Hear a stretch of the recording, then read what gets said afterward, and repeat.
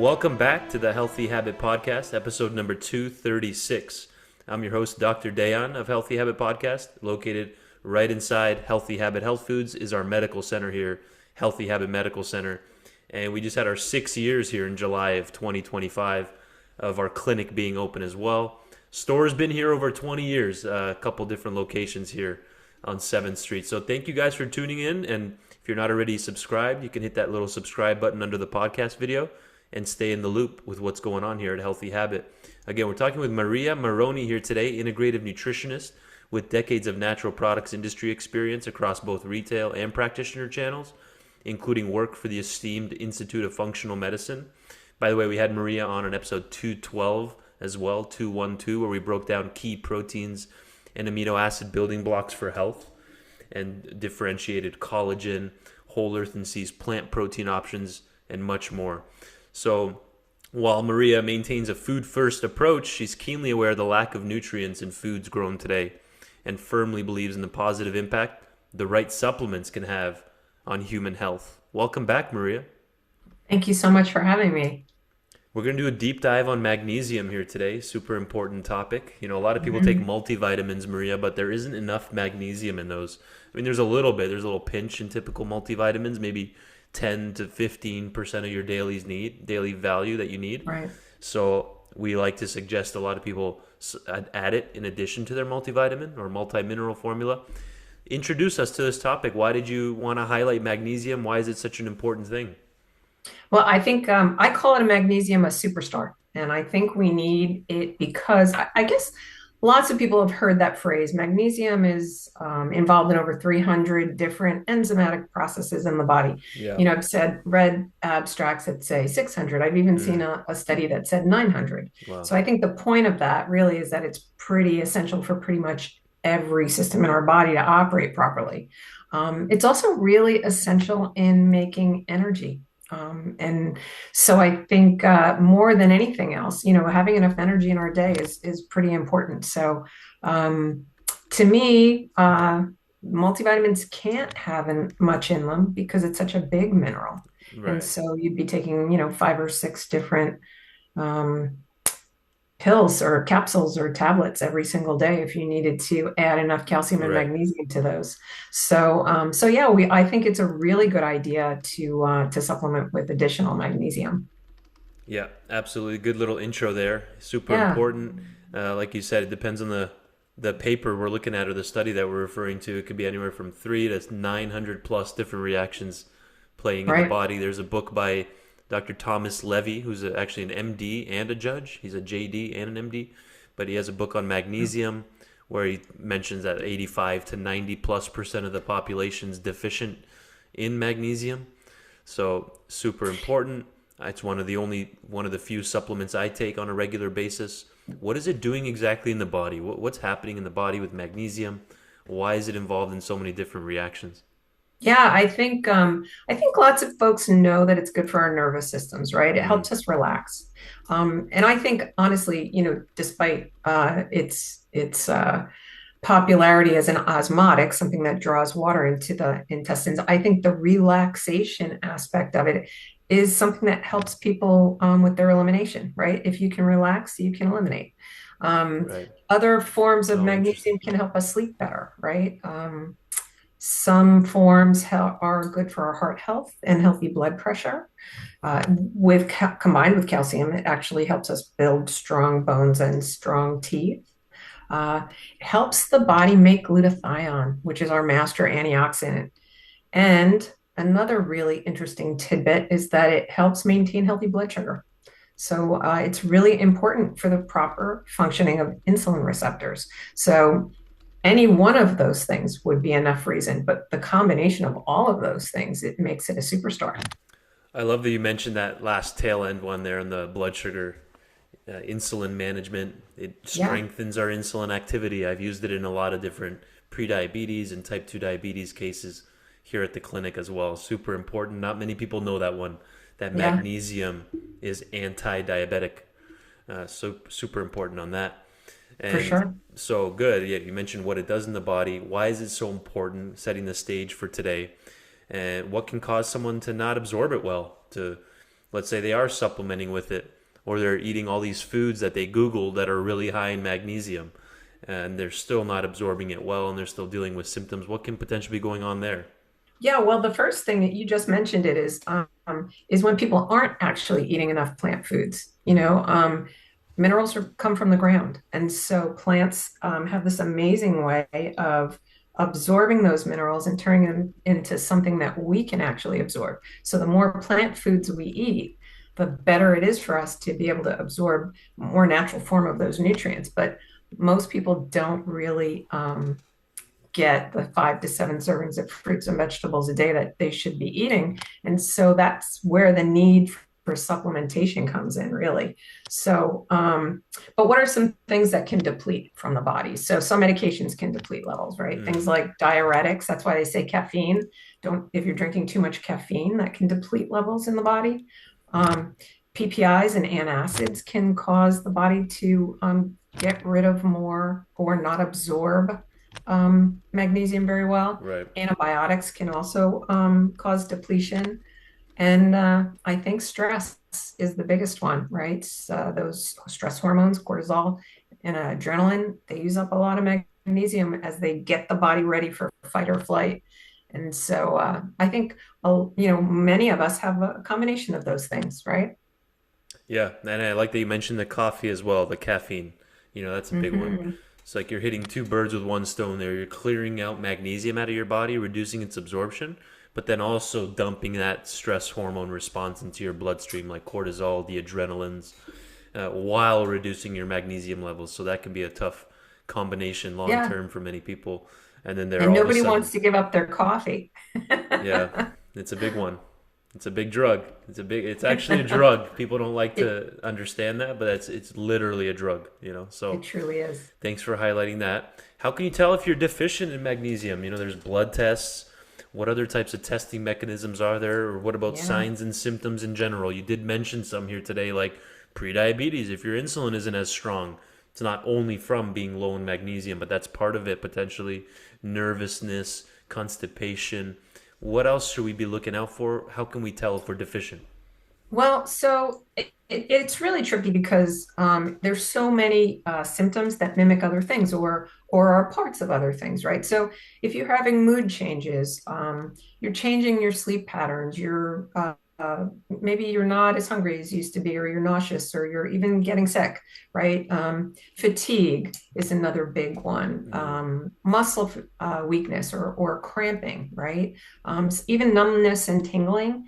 And things like abnormal heart rhythms. Like all of those things could be other things, but they also could all add up to all you need is a little bit more magnesium. The test part is tough, so the body tightly regulates the blood. In your blood, there's only about 1% magnesium mm, at any given time. So if okay. you do a blood test, that's really all it's going to show is that 1%. So it's really not giving Right. you a lot of information, right? Your storage levels are your bones, right? And also some soft tissue. So you could do a red blood cell test that can test magnesium levels that are inside red blood cells. That might give you a little more information, or a doctor could do that, I should say. Urinary magnesium, you can measure the excretion over a 24-hour period. That gives you some information about how much you're excreting on a daily basis. I mean, I think the gold star would be a micronutrient test, like a NutriVal, that measures blood and urine. It uses tests like mass spectrometry, but it also gives a nice picture of all your micronutrient levels in the body. Now, the downside, of course, is that it's really expensive. And you can't, like, if you go to your conventional allopathic physician, they're not going to even know what a NutriVal is. So you're going to have to find yourself a That's naturopathic doctor or a functional medicine doctor, and even some advanced integrative nutritionists, if they're working with a doctor, can order those kinds of tests. But you know, they're pricey. It's a lot. It's said something like 48% of people in the U.S. Are deficient. And here's a cool little tidbit: men over 70 have the highest deficiency levels. wow. Interesting, right? Yeah. Wow. Men over 70, you Yeah. said? Yeah. That's super interesting. And I'm glad you mentioned the NutriVal. That's the Genova one through Genova Hmm. Diagnostics. Yeah, we use them a lot, even other companies like Mosaic. But yeah, it's pricey. We're looking at over $300, if not four, close to 400 on some of these tests. But it's not like you're doing them every month. Right. Maybe once a year, maybe twice if you're doing like a back to back after 1 year of treatment. It's not something that you're gonna have to be keep Right. paying over and over and over again. So it's super Exactly, valuable. exactly. It really, if you're just thinking, oh man, I wonder if I'm deficient in magnesium, probably not worth it. If you're dealing with a lot of other Yes. things and seeing, some like coming to the clinic and you feel like it's something that somebody should do, then it's a great test. But yeah, Thanks for mentioning that. Yes, Maria. And yeah, we do offer that here at Healthy Habits. So if you're interested, we can definitely dive deep into specialty testing and explain all that. So, what's meant by elemental magnesium and why are there so many different types? Someone's always asking which one. We have a whole magnesium section here. There's at least 11 to 13 yes. different ones on the shelf here. So, help us understand this a little bit. Yeah, it's a very tricky subject, and it's not just magnesium, it's all minerals really. Right, right, So you can't just get minerals from the ground, right? Put them in a capsule and expect your body to absorb it because it just doesn't work that way. So that elemental magnesium or pure magnesium, right? It has to be bound or chelated to something else that can sort of escort it into the cell, right? Otherwise, the body just can't take it in. So there's lots of different things that you can chelate or bind magnesium to in order to do this. So in chemistry, they call them salts, and there's two different kinds of salts. We have inorganic salts, so that includes things like oxide or chloride. So you've heard of magnesium oxide, right? right. Um, the the upside to those are that they have a higher concentration of that pure elemental magnesium. So when you're looking at the label, you're like, wow, and they're very inexpensive. So you're like, wow, this is more bang for my buck. The issue is they're not terribly absorbable. So magnesium oxide is magnesium bound to oxygen, right? And so that's really all it is. So, but it causes a sort of what they call an osmotic effect, meaning it draws water into the colon, and that's why some people can't tolerate magnesium oxide, right? Now, the other kind of salts are organic salts, so they have a lower concentration, but they have a better ability to get into the cell. So it's actually the better form. So if you're just standing there looking at labels and you don't know this, you're probably going to lean towards a magnesium oxide, but it's really not the best form for you. So, so I read in a recent study actually about magnesium oxide that the body can only absorb about 4% of the elemental magnesium from an oxide form, Uh-huh. which to me sounds like why even bother? Right. So I hope that clears it up. Like Yeah. you want it might be lower elemental magnesium, but if it's better absorbable, then that's your better choice. No, exactly. There's different ways you can look at this, and it's not as simple as, oh, take this form or take that form. I mean, there's some blends, there's some that have different Yeah, multiple and there's and types and there's what. more to talk about as far as forms go too. I Exactly, mean, exactly. Natural Factors makes we stick to three different forms, and the reason we stick to those three forms: magnesium citrate, magnesium bisglycinate, and magnesium L-threonate. Hmm. And those three forms we stick to because that's where all the research is. There are Okay. other forms bound to other things, and there's some promising research, but not enough for us to kind of feel like it's right to bring to market at this time. You know what I mean? And sometimes you'll find those other forms in combination kind of products, because they're supportive. But if you're just looking for the straight magnesium, I think you want to stick with citrate. It's the most popular form, really. It's a good choice for raising magnesium levels. It promotes a gentle regularity for people who want magnesium for that reason. So citrate's a really good choice for most people. Bisglycinate, magnesium bisglycinate, that's been gaining, or glycinate, they often are called different things, but it kind of means the same thing. Right. So that's magnesium bound to glycine, right? And glycine is helpful for sleep. So it's been gaining magnesium bisglycinate's been gaining popularity as a sleep aid. Um, so L-threonate, that's a newer form that's on the market. So it's magnesium that's bound to threonic acid, and Mm. it's the only form that can actually cross the blood-brain barrier. So it's showing a lot of benefit for mood support and increased cognition. So that one is a little higher priced than the other forms, but the brain benefits honestly are worth it. So um, those are kind of the three that we stick with. Perfect. You beat me to the punch there. That was my next question. Amazing. I Uh, was going to ask, what's the best form to take? We differentiated that there are different types. You explain what that means, elemental magnesium, but then specifically natural factors focuses, they hone in on three types of magnesium, since that's where the bulk of the research is located, like magnesium yeah. citrate, bisglycinate, oftentimes just called glycinate as well, magnesium glycinate, similar thing. It's basically the same thing. And then magnesium L-threonate, which is the pricier Right. option, as Maria was mentioning, but it does provide deeper cognitive benefits, relaxation benefits, focus, even memory benefits as well. So, which is what a lot of people are looking for, especially elderly, 50 plus, 60 plus year olds coming in looking for brain support and calming the brain. So, out of those three, Or where even should students, even that's true. students. That's right. Yeah, even students. You don't have to be elderly to use it. Just anytime you're looking for that mental health focus, brain support as well, or Yeah. feel overwhelmed mentally, it can really Hmm. help calm the brain down. Magnesium L-threonate. So out of those three, then citrate, bisglycinate, and threonate, how does someone know where to start? And we're coming to the last 4 minutes or so here. What's a good starting Yeah, point of those three? I think it depends on what you're looking to accomplish with your That's a good magnesium. answer. All three of them will raise magnesium levels in the body. You might even want to try a combination of magnesiums. For me, I like magnesium L-threonate in the morning because I like to start my day with a little focus. And then before I go to bed, I'm going to take a little magnesium glycinate to get a better night's sleep. And then that's giving me enough elemental magnesium because the best place to get it is from food, right? And so I'm eating lots of vegetables and fruits during my day as well.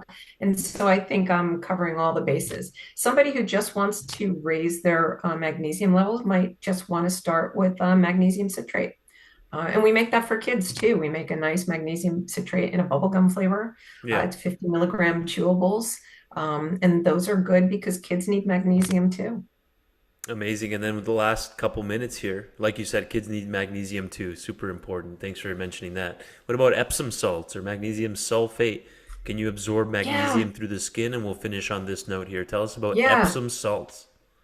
Yeah, so they are great for relaxing you, that is for sure. But the research really is conflicted about whether or not you can absorb magnesium through the skin. Mm, So I would say take the magnesium supplementally and take a good Epsom salt bath soak, because that's going to relax you as well. But as far as absorbing that magnesium, I can't say one way or the other yet. right. The Like studies aren't there. you wouldn't do that to raise or correct a clinical deficiency Correct. necessarily, but we do know it does still help with relaxation. There's people have been doing Epsom salt baths for a long time, so but like you said, we just don't we want to accurately raise it the blood levels, right?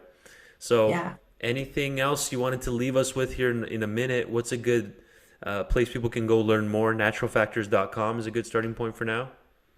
Yeah, you can find all of our products at naturalfactors.com and then, get your information and then pop into the store and learn from the knowledgeable folks at Healthy Habit for sure. They can point you to the right direction of which magnesium might be right for you.